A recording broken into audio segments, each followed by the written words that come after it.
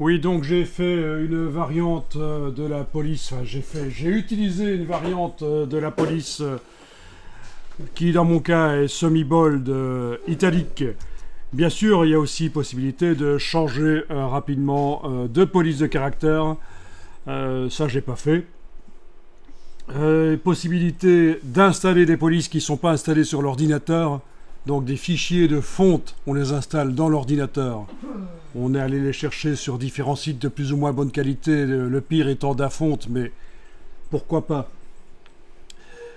Soit il y a aussi la police de Adobe, la bibliothèque de police de Adobe, le Typekit, et vous avez avec un abonnement Adobe droit d'installer un certain nombre de polices en même temps qui viennent de Typekit. Soit, et ça c'est une option qui est assez intéressante et pas mal utilisée, c'est Google Font. Ce sont des polices gratuites et ça fonctionne autant pour des affiches que pour du web.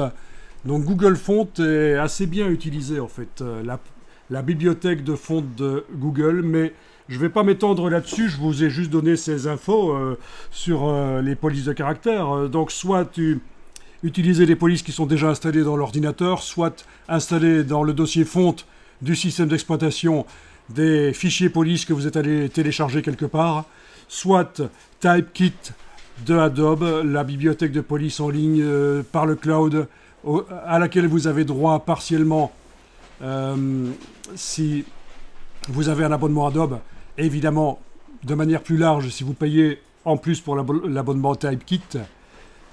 Adobe Fonts, ça s'appelle maintenant en fait, oui, Typekit c'est l'ancien nom, maintenant ça s'appelle Adobe Fonts. Soit Google Fonts, et il y a d'autres systèmes également si vous voulez, mais je ne vais pas m'étendre là-dessus. Donc tout ça pour dire que oui, je ne vais pas changer la police de caractère ici, je vais prendre du Myriad Pro, c'est bon, je vais continuer avec ça.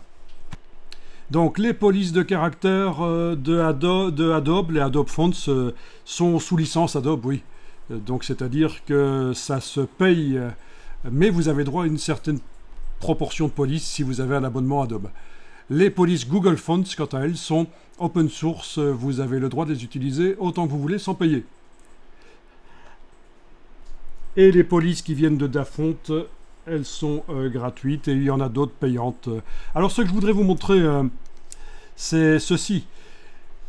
J'ai juste ici dans Google tapé Vintage Poster. Donc je tombe forcément sur des vieux posters. Vintage, ça veut dire vieux. Il y a des polices de caractère qui peuvent être sympas. Vous les trouvez sympas, elles font plus ou moins vieux. Voilà. Parfois, c'est des polices dessinées à la main.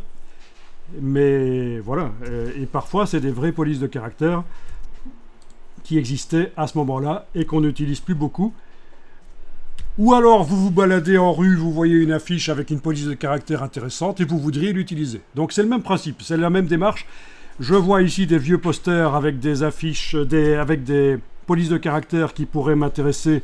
Je les trouve chouettes, mais je ne connais pas leur nom, c'est pas indiqué dessus bien sûr. C'est pas indiqué dessus quelle est la police de caractère. Vous savez comment vous allez pouvoir faire sans avoir fait 5 ans d'études master en typographie pour arriver à retrouver la police de caractère? Je suis sûr qu'il y en a qui connaissent ce système. Une recherche visuelle, exactement. Alors, il y a un truc qui s'appelait avant What the Font. Oui, c'est un jeu de mots, bien sûr.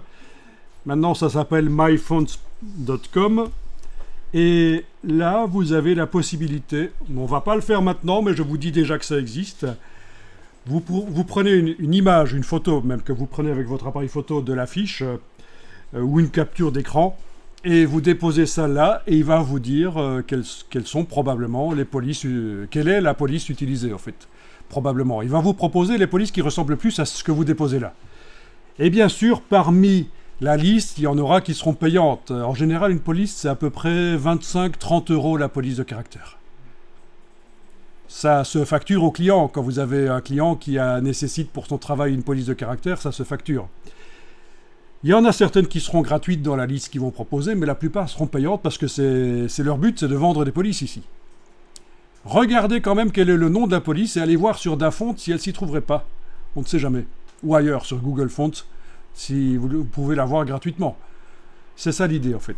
Donc je referme la parenthèse ici, c'était à propos des polices de caractère et où on peut les trouver et comment on peut reconnaître une police de caractère qu'on voit sur une image ou un magazine sans pour autant avoir fait des études en typographie qui vous permettent tout de suite de voir quelle est la police éventuellement.